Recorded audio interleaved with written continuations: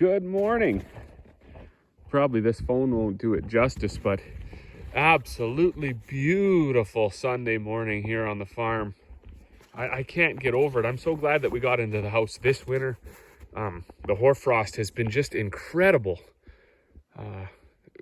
Probably all week, even a bit into last week. Every day. We've had some freezing rain, which, I mean, hasn't been good for the roads. But, I mean, look at the trees. They're just loaded. All these really tall poplar trees, the branches are just loaded with frost. Humidity is really high. I don't know if you can tell by that it's foggy, but, you know, out into that field that's just to the east of us, there's normally you could see that whole line of trees half a mile away, and now it's kind of socked right in. Also very, every day in the summer when it gets windy, a guy's going to be really thankful that he was able to clear a bit of trees here and build his house in amongst some well-established old growth trees. And in the wintertime, the frost is just amazing. You know, all too often, I mean, it's just the way it is. There's not much you can do about it, but you see, so many people, they build their houses kind of out in the middle of a field, or, they get 10 acres and it's a bare 10 acres. So they have to start by, building their house and then start planting trees. And as slow as trees grow around here, it's just unfortunately, you're most likely not going to realize the beauty of the fully established tree in your life, because it's going to take 20, 30 years for that tree to get big enough. And my dad actually jokingly says, like, yeah, you move into a place when you're young and you plant some trees, and then by the time they get big enough to enjoy them, you're too old to manage them, do the pruning and the clipping and stuff. So just one of those things, I guess, that anyways, what am I going to do today? Well, there was just a gentleman here this morning, picked up a tote of molasses. We were splitting wood yesterday. So during that cold snap, we had burnt all of the wood that we cut this summer in the shop here. These are the last couple pieces to go on the caulk shut. I was painting them. These are the hinges for the door. These are the decorative panels that you put the decaling on that says 1955 caulk shut. So the doors are laying there. I think that's what I'm going to do. I'm going to put the doors on before we drop something on them and break the windows. Other than that, it's coming along pretty well. Dad fixed the muffler up. It's over here somewheres. I know he put a little bit of paint on her. I don't think he used high heat paint, so it'll probably fall off right away, but that's okay. Looks good for now. There is still a loader for this that needs to be, we got to do something with. I don't even think I'm going to put the loader back on right away, because we haven't been using this tractor for a loader tractor for quite a while now. So I'll just leave it off, and then if I don't get to the loader this winter, I can do it outside in the summer. Maybe I'll just grind it off. We got a carb for our tandem. We got to put that on. I got to fish that out.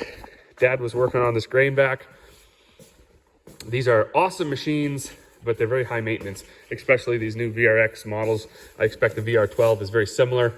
We had a 2100 and a 2700, and I think a 1600 even before that. They all had a lot more longevity to them. Pieces like this wear out really fast up here, and I'm not too sure why. Of course, this was the original one. We did buy a new one that also wore out just as fast, so we repaired the old one. And now that the second one is over there somewhere, we've been repairing that. And then we come to find out that there's even another updated model with a sleeve inside. So you can just keep spending money, I guess. But he was servicing this up because we do got some grain to haul, and I got some grain to move down to my feed bins. Also, he blew the fuse in this again when I had to run to Edmonton. That's part of the reason why we didn't put out any videos last week.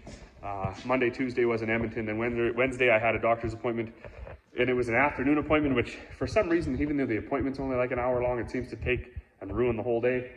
So that was for my I had to get my physical done for my class 1 and then go renew my license. all that sort of jazz. So Monday, Tuesday, Wednesday were effectively all a write-off. Thursday, I had to make all the bags that I was behind from Monday, Tuesday, Wednesday. And then Friday, what did we do Friday? Friday was, what, Friday? I don't know what we did Friday. Must have made some more bags anyways. School was canceled that day. We had like freezing rain. And then, yeah, my buddy Stan and I, on our channel Smoke and Oak. So Stan is the gentleman farmer on YouTube. Definitely check him out. He's so close to 1,000 subscribers. So if we can get him over 1,000 here next week, that'd be perfect. So if you're not subscribed to his channel already, go do that. I think he needs like 25 more subscribers or something. But him and I did a live stream Friday night. That was pretty fun.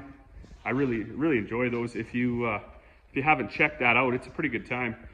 We talk about inflation Friday night, but I mean we often run off on tangents and talk about all sorts of other things. We get some folks in the live chat. You know, they throw some stuff at us and they participate. So we usually divert off down all sorts of rabbit holes. Stan and I, we enjoy a nice glass of scotch and a cigar while we're doing the live. Get dressed up. It's a pretty fun time.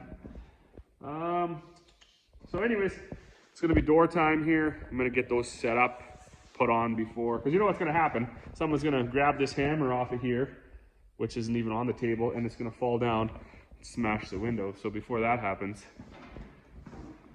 may as well get them put on. The tree is just loaded with frost. Unbelievable. Anyways,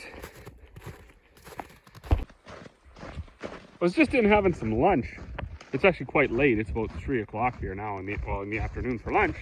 But that's what I was having anyways. And then we had bucked up a bunch of trees yesterday and started splitting them. But my piece that I built to go on the hydraulic press broke. So I put a stop to it last night. But we're going to get back at that now. The day has been in the shop day, putting the doors back on the tractor, peeling off all the tape, like the masking tape that I had on there. It's just not the nicest to be outside when this humidity is so high, even though it's only about -6. It's just weird. You know, you can feel it in your breathing, all sorts of things. And it's getting foggier it's gotten foggier as the day has gone on. You can barely even see across the road, and that's only a few hundred yards away. So crazy. Even Buddy's chair, he moved this out there yesterday to watch my dad try to wash that Kenworth. And that was kind of a feeble attempt because while it was warm yesterday, it wasn't warm enough for long enough. Back in the truck here. I gotta find my boots because we're gonna go split that wood. Oh, there's some gloves. That's a win. But got the muffler on. Got the. Gotta turn the music off here. YouTube don't like that. They're real big into that. No other sound but your voice. So muffler's on. Doors are on. I got the trim on. A few more spots. I got another can of paint. Need to just touch up a few spots. Well, I located my boots. They somehow got rammed under this wagon here. But kind of last couple things on this cockshut now. There were those white pieces that I painted. They got to go over those holes. They had decals on them. It said 1955 cockshut. The 1955 was kind of in a gold glittery color, I believe. Cockshut was black, but it's pretty neat. So Corey has the Cricut machine to kind of make the vinyl, but she didn't have the gold. So she just actually called up the neighbor who also does some of this stuff, and the neighbor had the gold. So she was over, they had a bit of a visit, dropped off the gold that we needed, and then Corey made the decals. So I guess she said they gotta layer them or whatever. Stack the gold over top of the black, over top of the backing or whatever. I don't really understand it, but anyways, it's gonna look good. We're gonna have some almost original decals. She said she could even find the font that the cockshut was written in.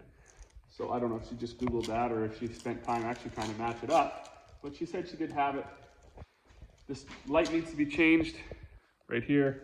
And then the four-way flashing lights, wherever they are, they got to be put on. I had them on, I had them wired and working, so they're just up there, up top. I took them off to paint it. And then I'm going to give the cab just a bit of a rinse out and just kind of quickly wash the windshield. One thing about like a tractor like this isn't it's not a classic car, and it's not even a well restored tractor, right? I mean, I just rewired it and gave it a cheap man's coat of paint. So there's really no point in spending a bunch of time trying to detail it and then just go park it in a, along the fence, I guess, with the other tractors, because that will just all be for nothing. So getting close to the end though. Maybe by the end of this week, depending on what we have going on, I should be able to fire this guy up and drive him out. But as far as for any more videoing for the day, I think this is going to be it. We're going to go over into the cold storage shed there and split that wood. And then head inside. I had started making some donuts there. They just need about 2 hours to rise. And then we'll go and cut the donuts out and throw them in the deep fryer, which I guess is just a pot of oil. So, as always, thanks for watching, and we will see you all on the next one.